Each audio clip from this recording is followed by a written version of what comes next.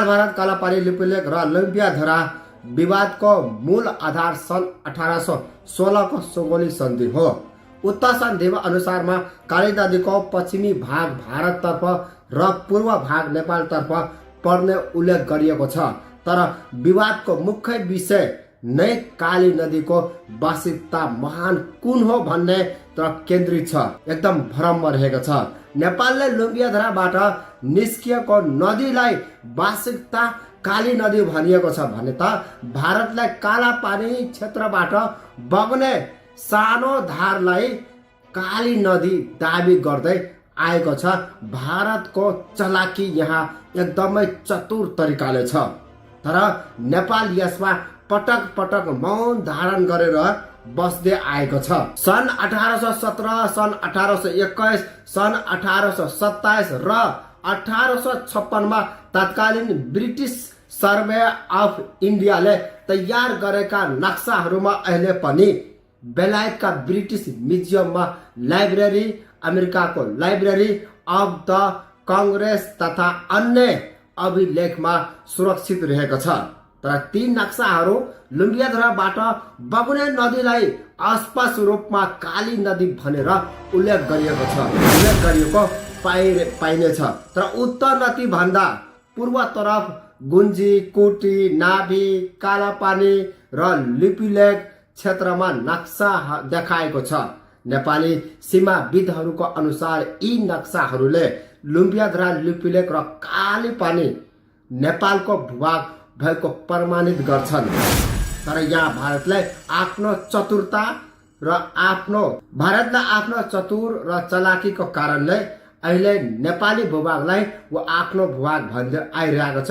विवाद छिरिएको छ। तर नेपाल सरकार र नेपालको अहिलेसम्म उहाँको मौन धारण गरेर बसिएको छ। पटक पटक सरकार फेरियो तर उहाँको कुनै गतिविधि फेरिएन। त्यही कारणले भारत यो जग्गाले आफ्नो दाबी गर्दै आइरहेको छ। इक्जाम्पलमा तपाईले जमिन दियो, तपाईले आफ्नो ल्यान्ड दियो उनलाई बस्न, उनलाई चीनको माथि निगरानीको लागि। तर भारतले वहाँ बस्यो, तर सयौं दशकदेखि बस्यो तर नेपाल कुनै गतिविधि गरेन। भारतको निर्भर छोडिदियो, भारतको माथि सबै चिज छोडिदियो, रोड व्यवस्थापन, बिजुली समेत छोडिदियो। तर के भयो? त्यसको परिणाम आज भोगिरहेको छ नेपाली नागरिक। नेपालका पूर्व नापी महानिर्देशक र बुद्धि नारायण श्रेष्ठ, तोयानाथ बराल तथा पूर्व सचिव दारिकान्त ढुङ्गा लगायतका सीमाविदहरूले सुगौली सन्धि, ब्रिटिस कालीन नक्सा र पुराना सरकारी चिठी पत्र तथ्य नथी सम्बन्धीको अन्तर्राष्ट्रिय मान्यता आधार यो भूभाग नेपालको पाएको दाबी गर्दै आएको छन्। उनीहरूका अनुसार नदीको मुख्य स्रोत, पानीको मात्रा र लम्बाइ र हाइड्रोलोजिकल र अध्ययनको आधारमा लुम्बियाधराबाट बग्ने नदी नै वास्तविकता काली नदी हो। नेपाल अंग्रेज युद्धपछि सन् 1815 मा तत्कालीन इस्ट इन्डिया कम्पनीका गभर्नर जनरल लर्ड मोरालले ब्रिटिस सरकारलाई पठाएको गोप्य पत्रमा समेत काली नदीलाई नेपाल र उपनिवेशिकाले भारत बीचको सीमा स्वीकार गरेको उल्लेख पाएका छन्। त्यसको करिब 10 महिनापछि नेपाल र इस्ट इन्डिया कम्पनी बीच सुगौली सन्धि भएको थियो। सुगौली सन्धिको चौथो बुन्दोमा नेपालका राजा तथा उनका उत्तराधिकारीहरूले काली नदीको पश्चिमी तर्फको भूभाग दाबी नगर्ने उल्लेख छ।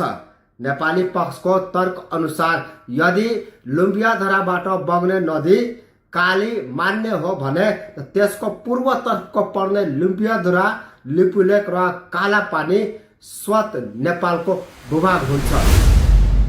नेपालका सीमाविदहरूले सन् 1889 मा प्रकाशित ब्रिटिस र नक्सा मार्फत पछि नदीको नाम परिवर्तन गरी कुटी याङ्टी लेखिएको दाबी गरेका छन्। उनीहरूका अनुसार पुराना नक्साहरूमा काली नदी लेखिएको स्थानपछि सङ्केत चीन र फेरबदल गरिएको थियो। तर यही कारणले नेपालको नक्सालाई विवाद सम्पाद मानिएको छ। नेपालले विक्रम सम्वत 2032 सालमा मात्रै आफ्ना र आधिकारिक नक्सा पहिलो पटक प्रकाशित गरेको थियो। त्यसको अघि नेपालले धेरै हदसम्म त सर्वे अफ इन्डिया तयार पारेको नक्साहरू प्रयोग गर्ने गरेको सीमाविदहरूको बताएको छ। उनीहरूका अनुसार त्यही क्रममा प्रविधि र त्रुटिको कारण नेपालको केही भूभाग नक्सामा छुटेको थियो। सन् 1881 देखि नेपाल भारत संयुक्त सीमा समितिले सीमा विवाद र समाधानका लागि काम थालेको थियो, तर नेपाल केही नक्साहरूमा फर्जी भनेपछि सन् 2007 पछि समितिको काम र प्रभावविहीन बनेको बताइन्छ। सन् 2000 मा तत्कालीन प्रधानमन्त्री गिरिजा प्रसाद कोइरालाले भारत भ्रमणका क्रममा जारी संयुक्त र व्यक्तमा समेत कालेपानी क्षेत्रको सीमा समस्या समाधानका लागि प्रविधि समितिलाई र स्थलगत र अध्ययन गरी स्टिल प्याम्प तयार गर्ने निर्देशन दिएको उल्लेख गरेको थियो। यसले भारत पनि विगतमा सीमा विवाद रहेको विषय पनि स्वीकार गरेको नेपाली पक्षहरूको दाबी छ। नेपालका विज्ञहरूका अनुसार कालापानी, लिपुलेख र लुम्बियाधरा क्षेत्रको भूभाग विषय त मात्र होइन, राजनीतिक, ऐतिहासिक, राष्ट्रिय स्वाभिमानसँग जोडिएको मुद्दा हो।